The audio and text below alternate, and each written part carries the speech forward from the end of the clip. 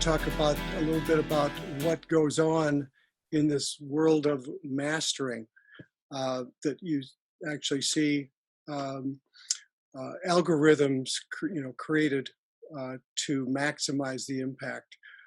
Really, what it really gets down to is the fact that you, as a writer or as an artist, are recording in either a studio or most likely in your basement, could be your bedroom, um, and all rooms are different sonically. And what that means is that there's a different EQ structure to the room, and what you are hearing might not be actually true because the room is doing it for you. An example would be if you do your mixes and then you take it to another place, and all of a sudden there's this big ball of bass that's just going. What that means is that you're working and you mixed your song in a room with um, with not enough bass in it, or you're in a part in a space, a position in the room that actually negates that, an even frequency response, and all of a sudden you listen to it out in the real world or in another set of speakers, and all of a sudden things are way different than you thought it was. The reverse is true as well. If you have a lot of bass in your room where you're mixing and near your speakers, especially if they're near a wall, then all of a sudden uh, you're responding by turning the bass down. So anyway, what does a mastering engineer do? Mastering is taking all those mixes and making sense out of them for the public.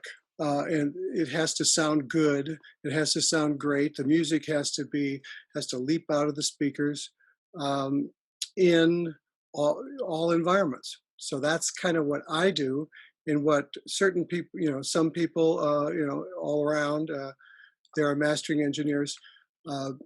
Is what we do is it's the last creative step, meaning it's the way that we can massage music so that it will hit the airwaves, it'll hit the streams, it'll hit all of the different digital distribution sites have different codecs, and so everything sounds different on every platform, whether it would be iTunes or Amazon or any other, um, Spotify. It all sounds different. And so how do you deal with that? Well, what you want is somebody in your corner to help you out. And that's what I do, and that's what mastering engineers do. I think it's really important.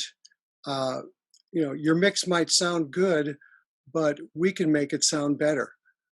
We can make sure the right codes are there so that Sound Exchange and music reports and all these people, you can get paid for those. So we add those types of codes. We're always going to EQ it. There's something going on.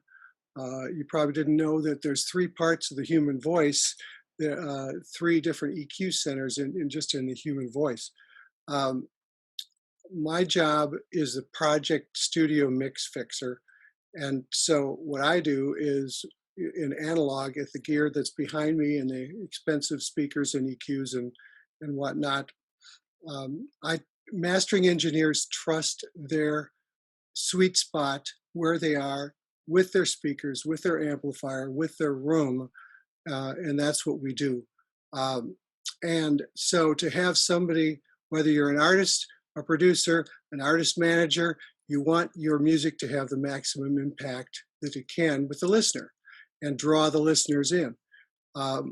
We, as mastering engineers, we can help finish the project. We're like the finished carpenters who make everything happy. We have big ears. We know our equipment. We know the different genres of music. We know what things sound like on different platforms.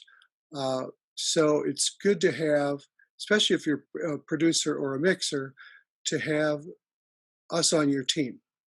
We get to know you, we get to know your room, and really we'll know after the first project kind of where things are going to sit, and we can have that conversation. Um, so, you know, how do you know when your mix is right and is maximized for the people? Um, does the bass has to sit right? What's the relationship with the vocal to the rest of the song?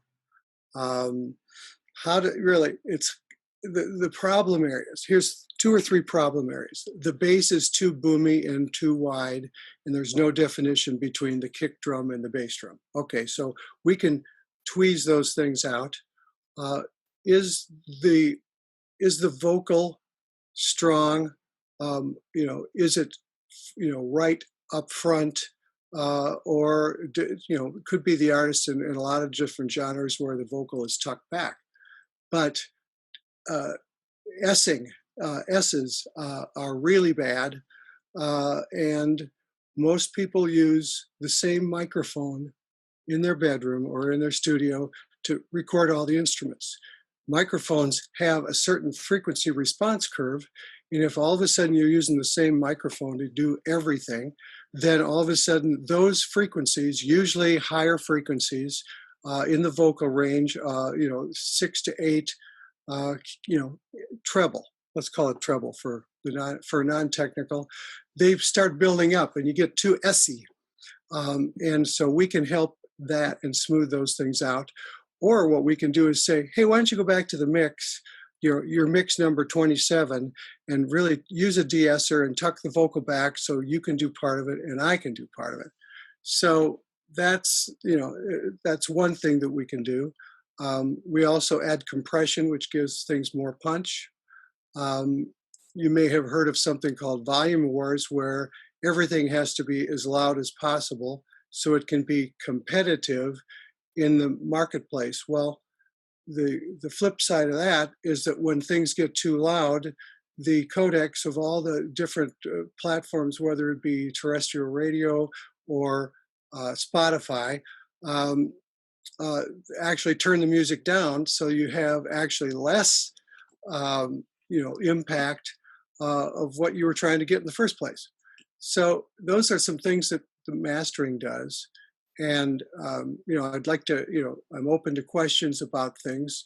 And for anybody who's on the panel or listening, just you'll get my email address, and I would offer you a free evaluation of, hey, what does your music sound like? I'll listen to it over the mastering speakers and the gear behind me, and I'll just we'll have a conversation. And I'll say, well, here's what I hear, and here's what I'd have to do to make your music sound, what I think is competitive, and what I think is the best it can be, and no charge for a song.